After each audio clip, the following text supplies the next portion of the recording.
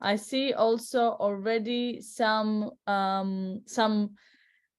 points from you guys on why you're here, why you decided to come here. So Frank says they want to learn about alternative sources of data and associated use cases. Tamir would definitely cover this, and we will make sure that we cover as much as we want, as you guys want as well, if within the scope of the webinar. So please feel free to pop in more your topics or your questions already.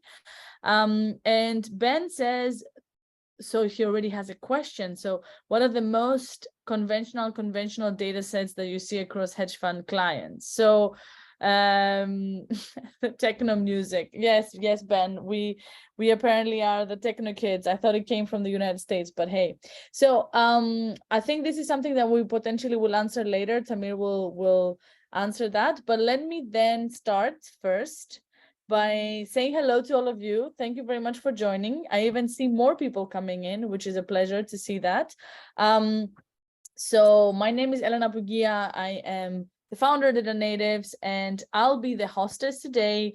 I'm essentially here to kick off this webinar, play the crazy techno music, introduce Tamir, introduce our collaborator, like what exactly is this webinar about, and essentially pass the mic to Tamir, who's going to be presenting first to you an overview of exactly what kind of data sources he's been using and how exactly can you abstract as much information as possible from hedge funds. I have a dog here as also as a companion, if you heard her already. And then we're going to enter into a Q&A. So I have prepared some questions for Tamir, but please feel free. We are here in a webinar session together. Please feel free to pop as many questions as you would like. I would suggest to do it in the Q&A section, so then we have them and we know which ones are opened, and then we can answer them accordingly. And yeah, and this will be, let's say, the structure for today. So let me first kick things with what exactly are we discussing today. So unconventional data, unconventional alpha, essentially discovering fringe data sources and specifically focusing for hedge fund performance. So we know that the today's landscape, its financial landscape is very, very evolving, and basically hedge funds are constantly searching for new and unique sources of data to gain a competitive edge. So this webinar aims to explore how unconventional data sources can provide valuable insights for hedge fund performance. So what we're planning to do here with the leading tech-savvy professional, Tamir Roter, is to cover the next topic. First, setting the stage for exploring unconventional data sources in the hedge funds industry, the untapped potential, so a brief overview or lesser-known data sources and their relevance in generating alpha for hedge funds, or some case studies, so analysis of successful hedge funds that leverage unconventional wealth data sources for breakthrough finding as outstanding returns, and then some practical implementation. So guidance on integrating unconventional data into existing hedge fund workflows and investment decision-making processes, compliance and ethics, addressing legal and ethical concerns related to the usage of unconventional data in the hedge fund industry. And of course, afterwards, we will jump in, we will have a Q&A. I have prepared a couple of questions for Tamir, but if you interested attendees here that want to learn more about how to explore this, please pop in a question to the Q&A and we will address it as soon as possible. So a little bit about Tamir. He's the Chief Corporate Development Officer at Bright Data, with a depth knowledge of the public web data space, customer experience and enterprise software, and has been with Bright Data for the last 5 years, and worked before at NICE Ltd, Bright Info, Enably, and other companies. So with very, very much the expert here who can actually help us understand how to utilize it from a hedge fund perspective. So Tamir, the stage is yours. Thank you very much for joining us. And yes, there you go. Thank you. Hello, everyone. Good to meet you virtually today. And as introduced, we're going to talk a little bit more about what kind of data sources are out there and why they're important for us. And hopefully, keep your questions. I'm sure that we'll have time at the end to go and cover them. So the main topic that we're going to cover today is why you want alternative data. What kind of data sources are hedge funds using today, and why you would want to look at other sources. So as you could see here, a lot of you are using the very traditional sources that hedge funds have been using for decades and decades, whether it's the actual stock market performance, whether it's the filing, the information about companies from different firmographics, forex exchanges, cryptocurrency exchanges, SEC filing, obviously, trading reports.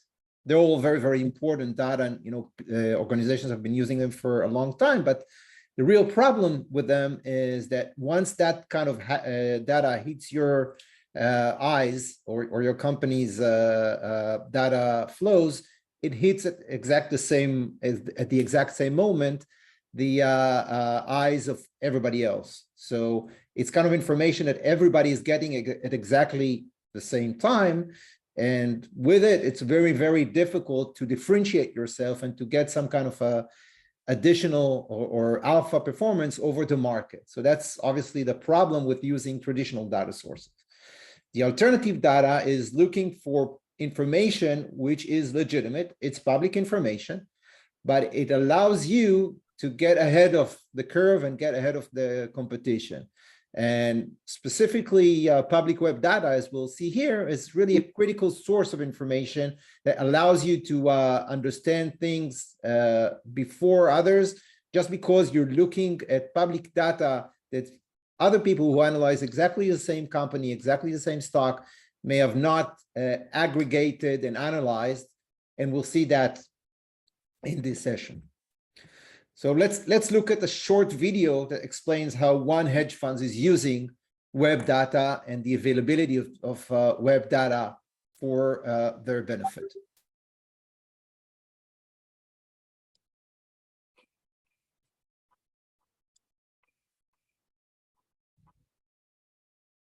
As an analyst at a Boston hedge fund, I have a lot of pressure to generate new investment ideas. I spent a lot of time browsing through my stock screeners when a chemical company caught my eye. The company's numbers looked strong, but I wanted to understand if they could maintain their pricing power in an inflationary environment. That's when it hit me. Since the company was one of the largest vendors to the bleach industry, I could track bleach prices in every market that the company supplied. I was able to uncover a clear trend of rising retail prices, indicating that the company had pricing power and could likely protect its margins. In today's investment parlance, public web data like this is called alternative data, and most hedge funds are already using it to supplement conventional sources such as earnings calls and annual reports. Think aerial imagery of distribution centers, social media listening to investor sentiment, or weather monitoring to predict crops.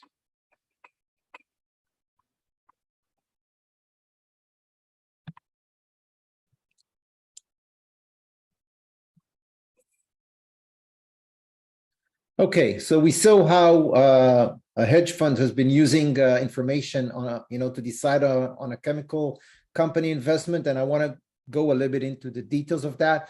What kind of data, what kind of decisions they took, because maybe that will spur some imagination with you in terms of how you could use that kind of data in your investment decision. So this is a very large hedge fund that wanted to decide on a chemical company investment.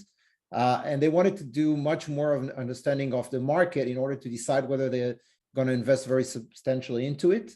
Obviously, because the kind of components within that chemical company were very related to bleach, they wanted to simply track, what's happening with the demand and the pricing of bleach.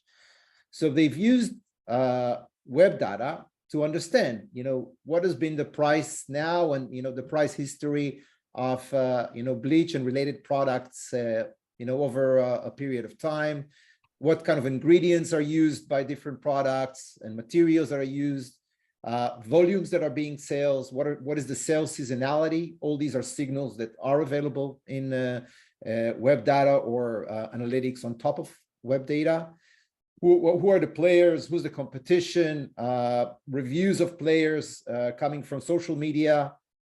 Took all that data, consumed it, analyzed it, and at the end decided to invest in that company by using all that public web data. So that's kind of at a time decision going into a very big single investment into a specific company. That's kind of one use case. We're going to look at a few others, but it's kind of giving you an idea of what kind of data was sourced and how and why. So I think that came from you, Frank. You asked, what are the sources? What kind of web data is available? And it's actually quite a lot, because pretty much any kind of indicator that is very relevant to a company that you might consider investing in is out there. If you look at the right websites, you could understand prices of any product or competing product. You could understand employment, how many people are employed in a company, how many people are, what's the tenure of people within a company or employees in a company, reviews and rating by both employees as well as customers, store location, social media gives us quite a lot of information in terms of what people like or don't like in general, in terms of different consumption trends, and also reviews on specific players in the industry, sentiments, ESG data, which is also very, very important today in some of the investment decision. There's quite a lot of alternative data, and most of that data is really within either directly public web or public sources you can look at and consume. Now, the idea is that if you look into all those sources that you see here on the left, and you tap into it and you learn them over time, that's going to give you a very strong advantage with a 360 degrees view of the market. It allows you to understand, if you listen to it over time, what are the business trends, what's coming up, what's going down, what company merged with the other, who bought who, often at what price, what are the new indicators that people are talking about, and also different risk factors that are relevant for this investment, for this industry. You could track them and understand whether the investment in that specific stock is worth it. Is it higher in risk, down in risk? It's all by tapping into all those sources. And if it's not enough to convince you, I want to share with you that graph. It looks alarming. It's the amount of data that is created, captured, and copied worldwide from 2010 to 2025 in terms of zettabytes. That's like 1 and 21 zeros.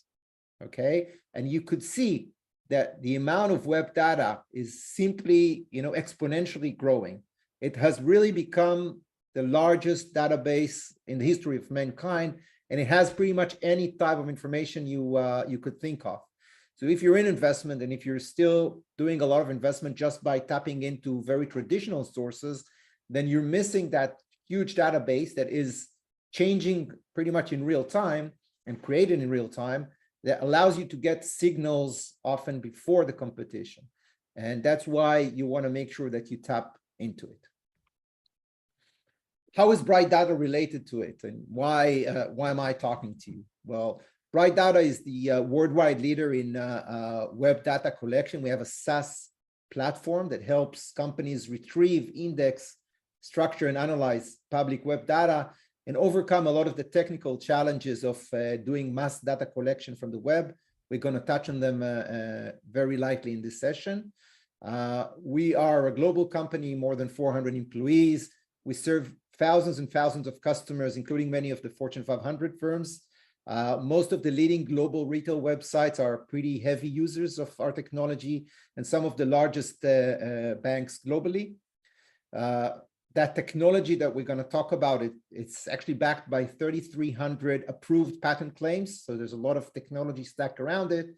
And one thing that we're very proud about is not only serving corporates, but also we're tapping into web data for good. We have a pro bono initiative called the Bright Initiative that helps a lot of universities and organizations that are may not have the money to pay for data, to use web data for the good of everyone. So how does it look like? Okay, for the less tech savvy in the audience, what you could see here on the left, think of it as a code that is simulating a robot, but not one robot that is going and surfing this website, which is very graphical, difficult to digest. Think of it as 10,000s of robots. And those robots are actually going into that website, which is very graphical, capturing the right information out of the website and putting it into a CSV or an Excel file, as you could see here on the right, that you could simply pour into your systems. And just to kind of give you an idea of some of the complexities here, a lot of the websites would look differently, depend on where you're using the link from. So the same link, if it's used in New York or it's used in Vienna, may often give you different results, and that kind of complexity may or may not have relevance to the data you're collecting. So there's a lot of challenges to overcome in terms of how and from where you collect the data, but also as you do mass data collection, because you're collecting a lot of data often from many websites, a lot of the websites are likely to identify you as a robot and try to block you. And that's why you need a technology like the one that we're offering here at Bright Data. So what kind of solutions? What's unique about the solution that allows you really to tap into any of those web data sources that you have? At the very heart of it is a very unique network of IP addresses or devices that you can go out to the internet and collect data from an IP network. It includes more than 80 million IPs globally that allows you to have that flexibility of collecting data from the right location, but also if that specific IP, if that specific point where we were running the data from is getting blocked, we can easily overcome that by changing to another IP address. On top of that, what we've built at Bright Data is a whole framework of different solutions, starting with Web Unlocker that allows you to just unlock a lot of the basic bot protection or or overcome some of the anti-bot mechanisms that a lot of websites have, but also a total environment that allows you not to be involved at all with writing and hosting a whole scraper environment, but instead use the Web Scraper IDE, which is a totally hosted environment that allows you within a very low code, like 30 lines of code, you could really define what data you want, where you want it from, in what format, and it simply runs and collect that to you on the cadence that you want. Working with a lot of hedge funds, we found that some of them were very, very technical and could really write those bots, whether as a full environment using the proxies or using the unblocker, and some were a little bit less, so they used the low code. But many of them actually told us, you know what, we don't have that kind of tech expertise in-house, or they're very scarce. So for them, realizing that a lot of financial organizations are really looking at pretty much the same type of data, we've built data sets that allow you to just define what is the data you want. If it's one of the common websites that are covered, and we're going to cover those sources in the coming slides, you could simply tap into that data and consume that data directly from our data sets. At the very tip here, you could see Bright Insights. Bright Insights is a very smart solution that is meant to track retail data. Obviously, when you follow a lot of companies, one of the ways to understand more if those are manufacturers or brands is to understand what's happening in the marketplace. And one way is just to tap into the web data. What are the prices, where it's offered, what products? But the other side of it is that we have a capability to look not just at the very visible type of data like price and reviews, but also to have on top of that a very smart algorithm that understands like how many reviews, a lot of other signals that we collect from the web, from the public data, and translate that to an understanding of exactly how many units were sold of that product in Amazon over the last week. How is that compared to the week before, to the month before, to the year before? So really giving you a full automated view of any product and its sales and retail prices across the key marketplaces like Amazon, Target, Wayfair, etc. So those are the different types of levels that you can tap into web data, either the very infrastructure side if you're very tech savvy, or obviously all the way up to consuming data sets and even insights on top of those data sets with the Bright Insight solution. Also very important for us in the financial services sector is to make sure that the data we consume is giving us a fair advantage. It's public data and it's compliant with all the relevant regulations. So something that we make sure of throughout the collection, the storage, the serving of the data is that we are compliant with the CCPA, GDPR, and a lot of other relevant regulations like the California Consumer Privacy Act, etc. So the data that is consumed from this alternative data that you're using is compliant and is not giving you any trouble as you use it within your models. So now that you understand the tech background in terms of how you could tap into web data and the different ways, the different levels that you could do it, let's look at another case study. You know the hedge funds, because I guess all of you are coming from this industry. It's very difficult. Everybody is very secretive on what exactly they are specifically doing and what specific stock. So the kind of information I can share with you is a little bit high level, but I think it still gives a good understanding of the use case. So this is one of our customers. It's a 36-year-old hedge funds from North America. They're managing approximately $50 billion of credit and real estate properties. And they wanted to improve their performance, within that real estate industry and grow their portfolio because they had more money flowing in. And in order to understand that, they wanted to identify the right places to invest, the right companies, the right locations, the companies that invest in the right locations, etc. The way to do that is really listening to web data to understand, how different corporates are. If it's a company that is investing in corporate real estate, how different companies are moving their branches around, where there are increases or decreases in building permits, occupancy levels, all this type of data. And surprisingly, more or less, this kind of information is available if you tap into some of the real estate websites like Zillow, Redfin, Relator.com, Zoopla, and that gave them a lot of insights. They also tapped into a lot of the news items that came from a number of news websites and gave different reports on real estate prices, real estate deals, etc. All that information flew into their decision-making desk.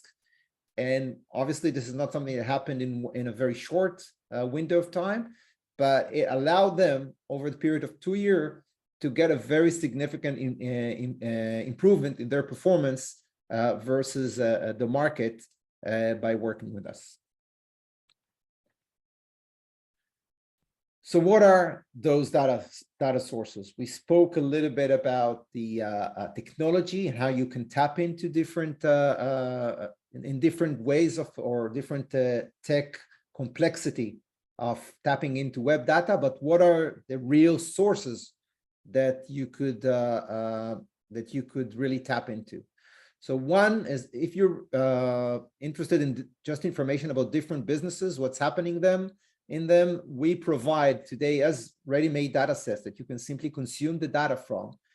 Information about businesses coming from LinkedIn, from Crunchbase, Oler, Glassdoor, which gives you more the employee side of it. Capterra and G2, which gives you the consumer reviews of technology products. All these are amazing sources to understand more about the relevant businesses you may consider investing in. If you're looking more at a company that is a brand, a retailer, a manufacturer, we allow you to tap in to all those e-commerce websites. The list is very long.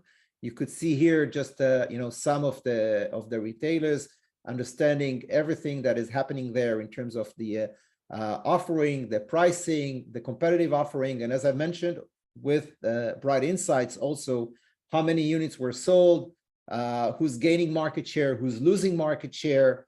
That's a very strong investment signal that is used in order to determine whether you want to de-invest or invest in a specific company. Another exciting, very exciting, maybe the most, the one that has the best and also the worst reputation at the same time is social media.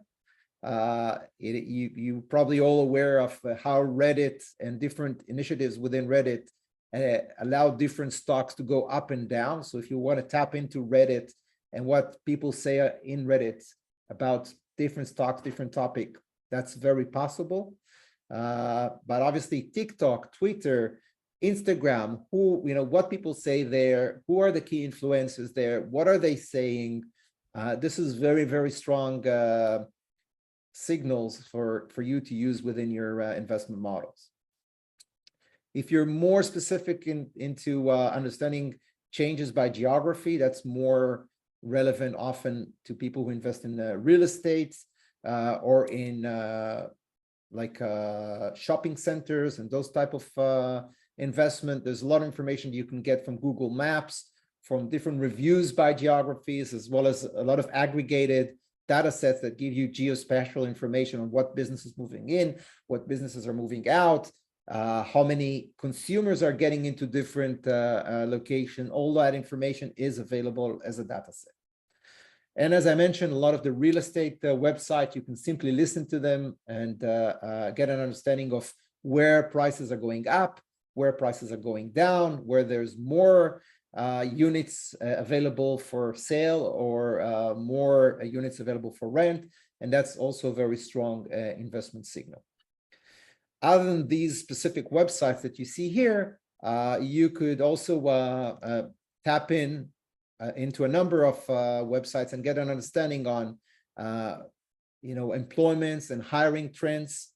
We have a number of data sets that aggregate those type of information.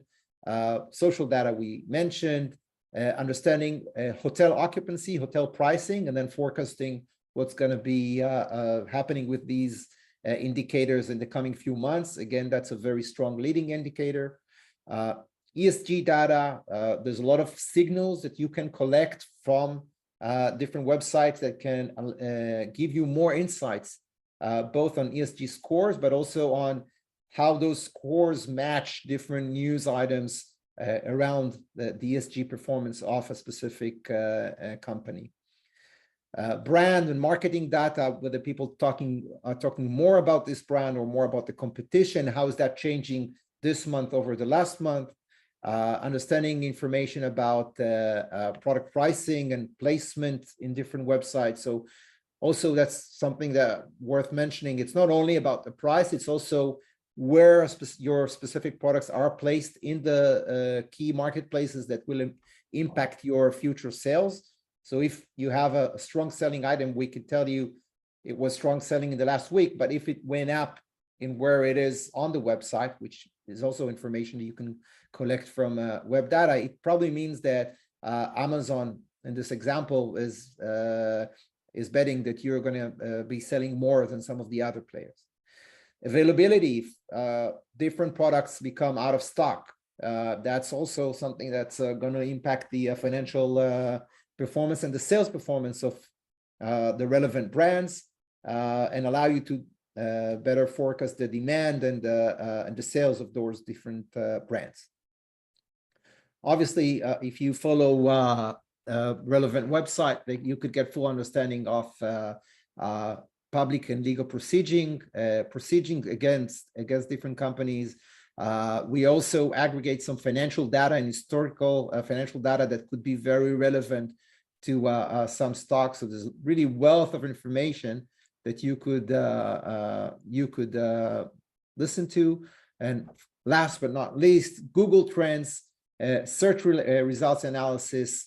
A certain company will do really well if it's coming in the trends. People are talking about it, reviewing it more. It comes up very high on search results in a certain, in a certain geography. That's a very strong leading indicator that probably a lot of people are looking for it. A lot of people are going to get into those relevant websites.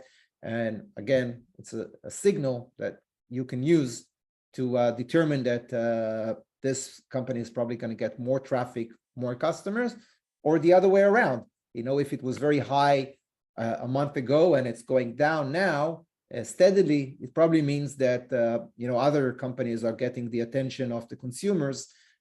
Very bad signal that probably is marking to you that you want to de-invest from that specific company.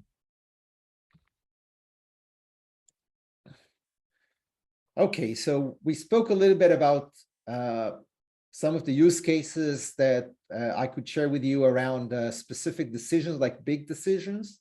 But some of the hedge funds that we work with are actually consuming web data as a stream, as a flow.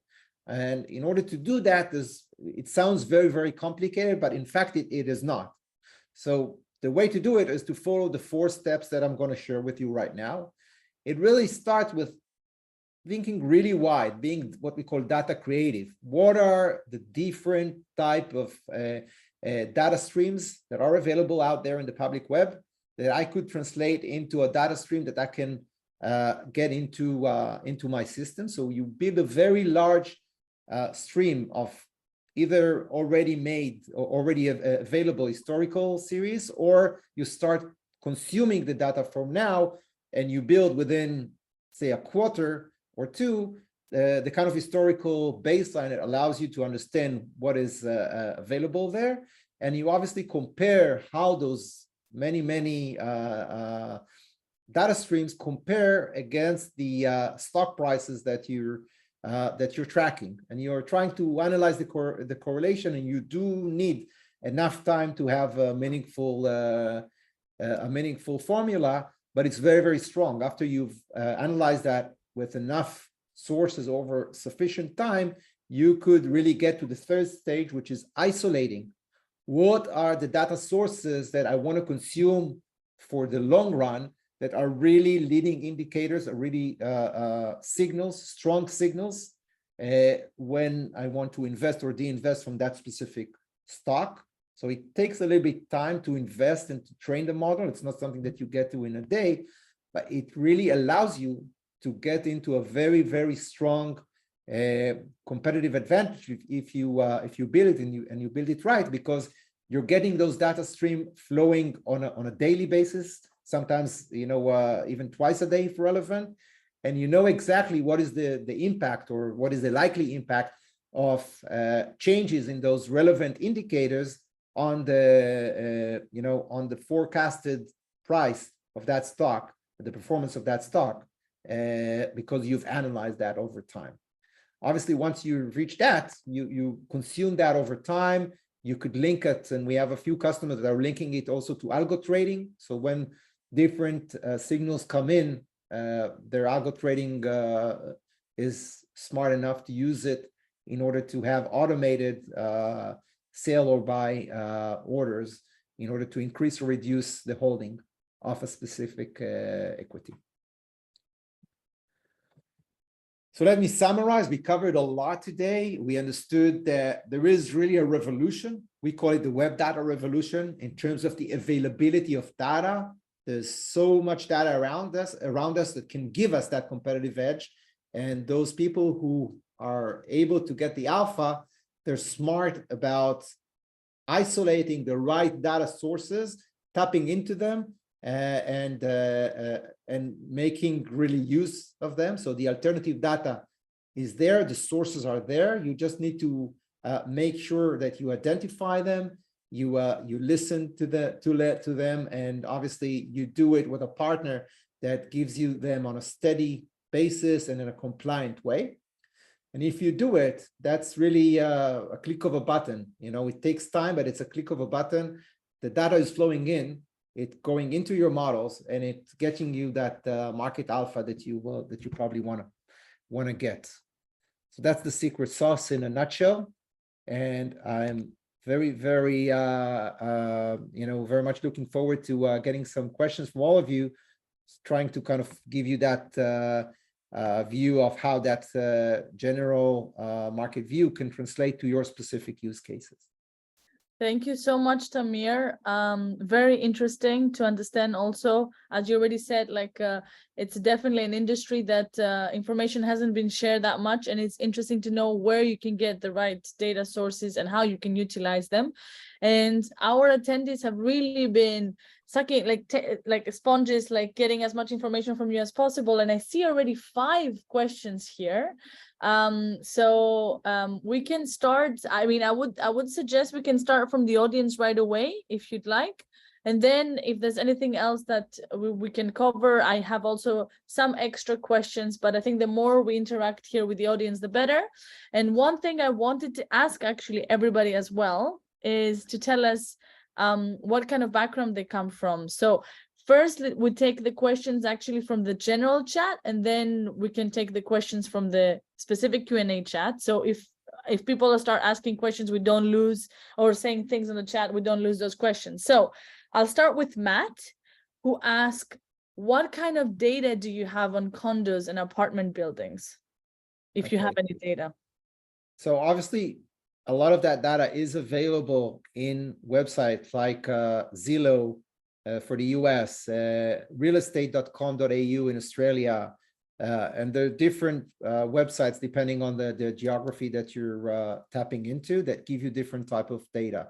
So depending on the source you want to tap in, you could, like in Australia, there's really an information that you can tap into that gives you every property. When was it sold? How big it is? What was the last selling price? This kind of information. In other markets, you could simply understand what's in the market now and for whatever price it is. Also understand how that price changed over time for that specific unit or apartment. You could derive from that, if you put it into your model, the price per square foot or square meter, depending where you are on the globe. How many units out of the total that are available within that geography, because we do have also geospatial information that can tell you how many units or how many apartment buildings are within a certain area. So you could really calculate what's the percentage that is now on market for sale, that is now on market with available units for rent. And all that data is very valuable in getting real estate investment decisions.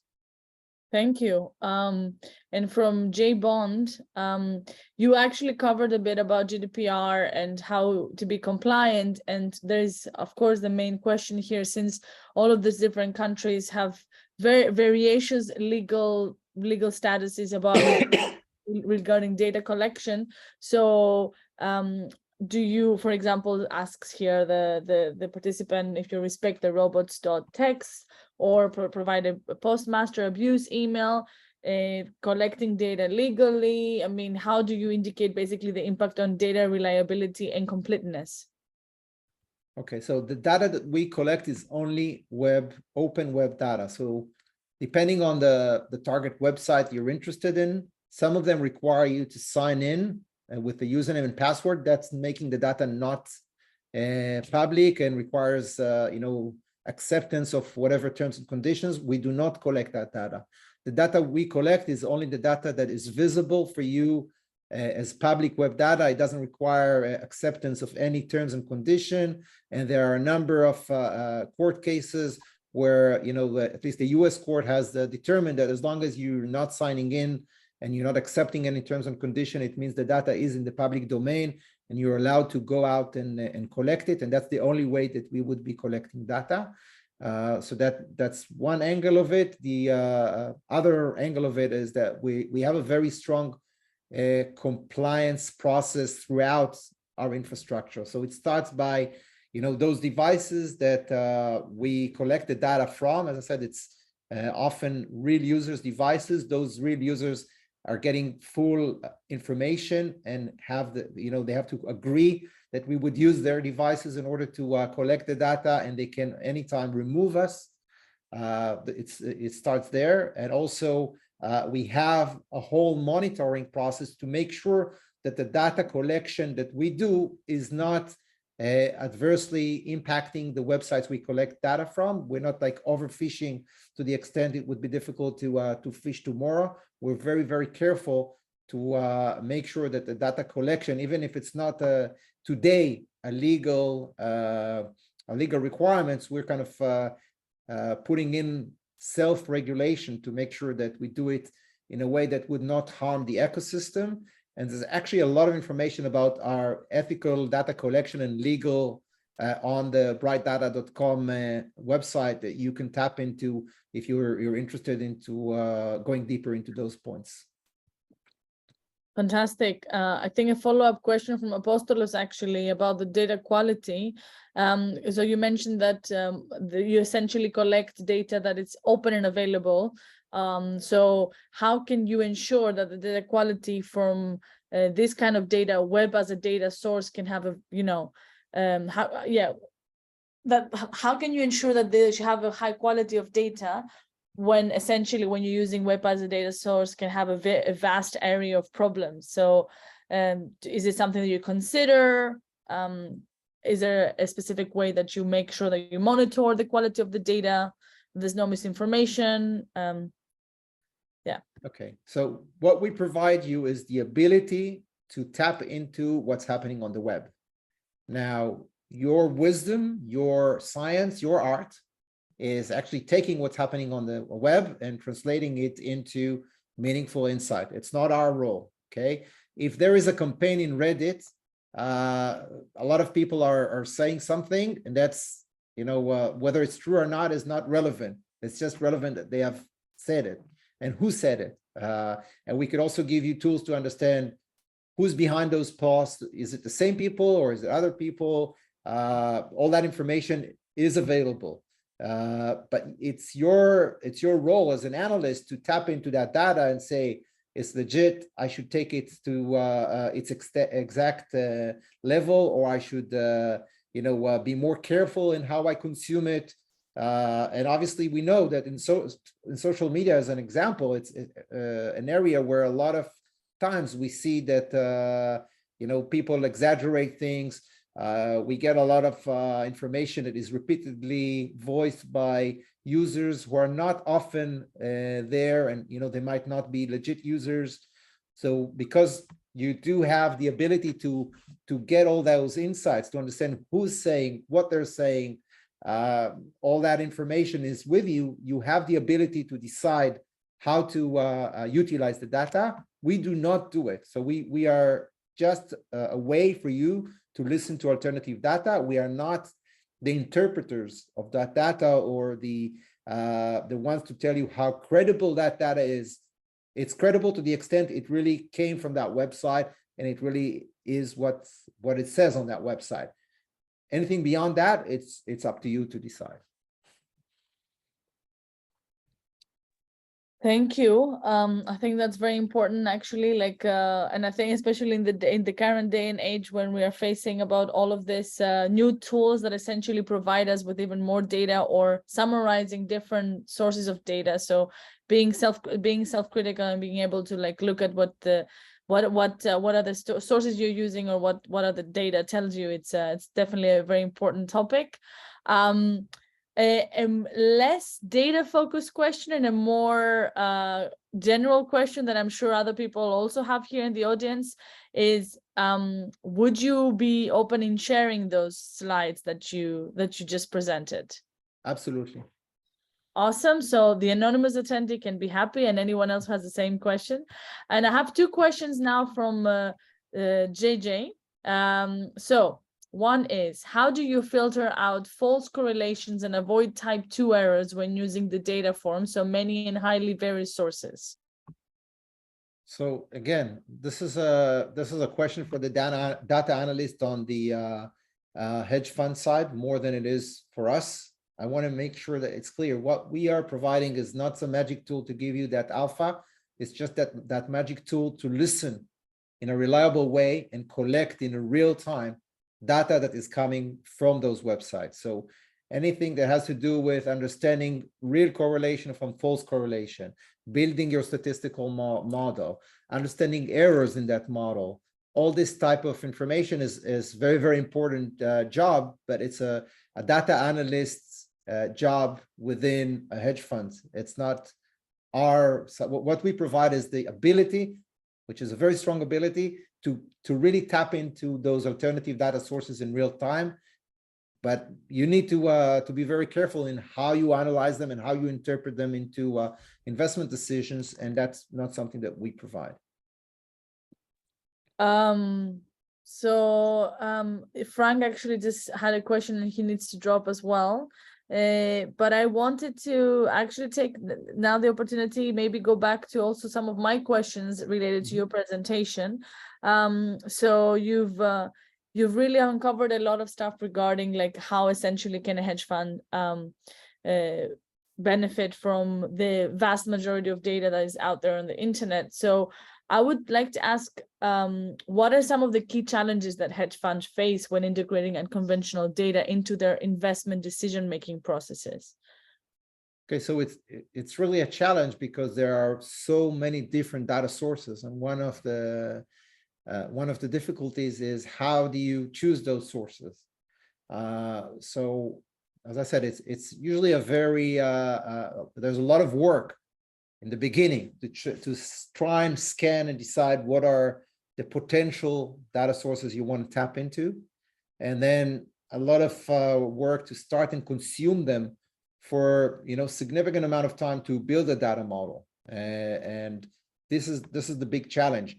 What are you listening to? How do you make sure that you consume all the available data for that model and you track it versus the performance of the the stocks you're interested in? How do you make sure that you have enough data to filter out noise and to build the right coefficient, the right filters on it? And then at the end, make sure that you remove those less significant data sources so you could really filter the ones that are very, very meaningful for your model, because the amount of data is huge, but at the end you would see that there are 10, 20, 30 typical indicators that if you listen to them in near real time, they would provide very strong correlation to performance of a stock. So getting to those 20, 30 out of 300 or 3,000, that's the challenge.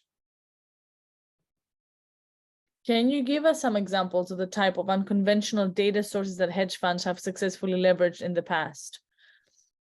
So I tried to do it a little bit in the presentation. It's a combination of understanding prices, understanding the market share performance of different indicators.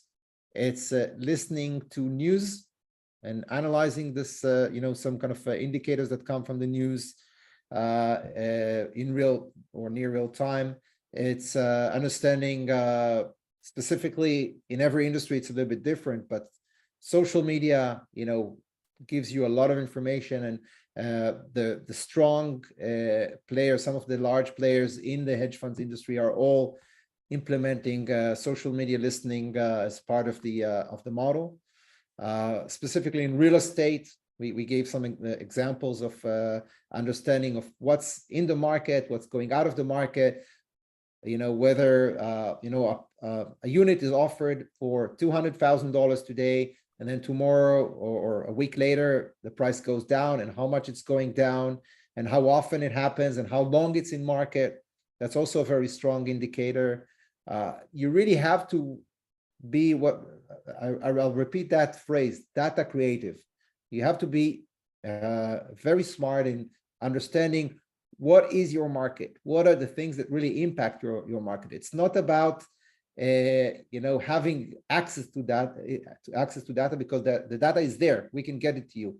It's understanding and thinking and being really smart into what are the things that you can listen to that would make an impact. And the more successful customers that we have within the financial industry are the ones who are very smart to think of different indicators that would be leading indicators for the relevant equity they're investing in, and not just consuming a lot of data that is less related, low correlation, a lot of work, and not often enough correlation into the performance of those stocks. So I think that's the biggest challenge. The second one is that how do you correlate what's happening in the market in terms of where the market is going, and how you add that into the model. So you might think that certain key indicators are doing really well. There's a lot of demand. It seems there's a lot of sales, but still a stock would go down, and it has to do because of market changes, macroeconomics. So you need to really build it all into a model, and it's something that to do well takes some time, but it pays at the end, because you could really get a huge alpha over the market if you do it well, and we see it with our customers. Fantastic.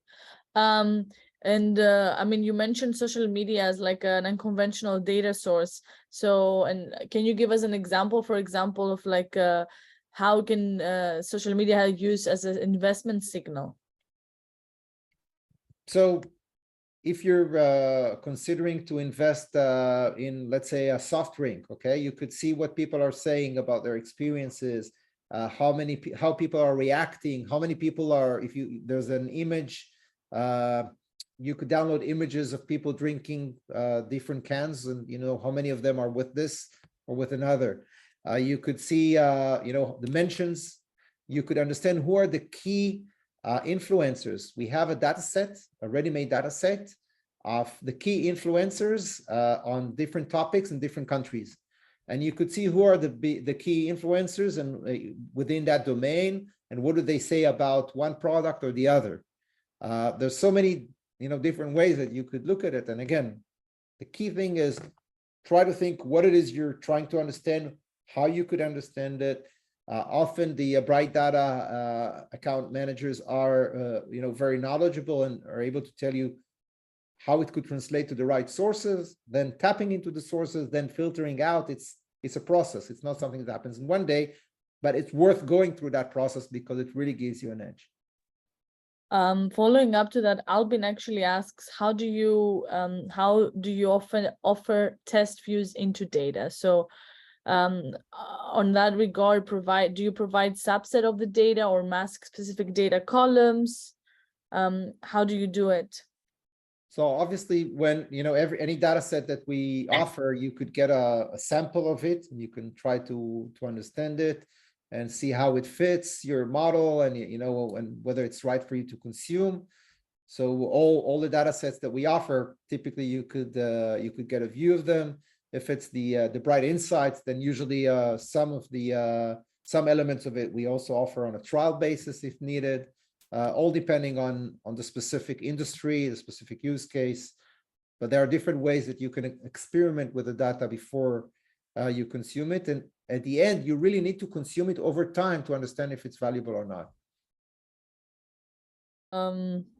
There's really a lot about like leveraging and understanding like based on different data sets, like what would bring the most results. JJ is actually asking another questions around the sources that you use for satellite and geospatial data. If you can share, what are they? So geospatial data can come from websites like Google Maps, for example. That's one of the key sources. But we also offer third-party data. So it's not just the data that we ourselves aggregate, but it's data that third-party partners that we work with aggregate from satellite images, etc. That they add to those type of data sets. You could really understand for a specific geography, what type of restaurants are there, what their opening hours, what food they offer, what other shops are there. There's also information, again, in those third-party data sets that we offer on terms of what's the footfall, like how many people are coming there, depending on the time of the day. Quite a lot of information on, what type of audience is coming there. Is it like people who are, average, average in terms of average income, high income? all that is available in the geospatial data sets that are available from us. Fantastic. I have one more, I mean, a couple more questions from me, even though I see that people are potentially either dropping for other meetings or leaving us. So maybe one last question from me, and Tamir, if you have any other concluding remarks, so then we can close it. But I'm very much interested. I mean, it was a very unconventional, I would say, topic that we shared today, not only unconventional data, how to basically use it in the hedge fund industry. And I'd love to pick your brain and your opinion on what do you think would be the future of unconventional data in the hedge fund industry, and how do you think it will continue to evolve in the coming years? That's an easy question, because I see the most successful hedge funds are consuming more and more alternative data. That's what's giving them the edge at the end. And it's really, if you want to be competitive, if you want to get that alpha, you need to have that source of giving you something which is not everybody have it, okay? But in order to make sure that you have something that not everybody has, but it's still legitimate to have, the only way to do it is with alternative data. And it requires, as I said, being very, very smart in terms of what are the available data sources, tapping into them, getting a lot of data in, and then digesting that data, filtering the right data streams that you need to have, and following them over time in order to make sure that you continue and get that alpha that you've invested a lot in building the model for. Nice. So basically go out for data hunting. Yeah, absolutely. The most unconventional, the better. Right. So from my side, I would like to thank you for being here and for sharing all of your knowledge, and for certainly giving people more to think about.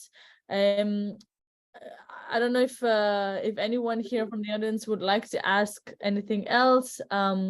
We will be sharing the slides by Tamir, but also the recording of this session to all of the attendees that register for this. So for the ones that you were here today, you managed to get this on to get this webinar live and to actually ask Tamir any questions you might have.